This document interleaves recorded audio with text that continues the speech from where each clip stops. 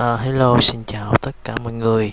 Thì hôm nay mình sẽ hướng dẫn các bạn xóa cái lịch sử truy cập cái trang web trong cái trình duyệt Chrome.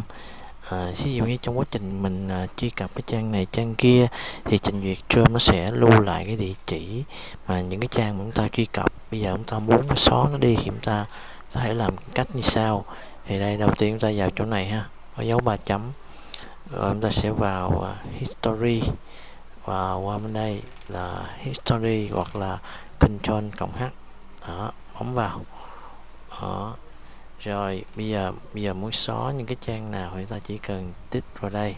Ví dụ như muốn xóa trang này thì tích vào đây, ta sẽ bấm vào là delete, xóa.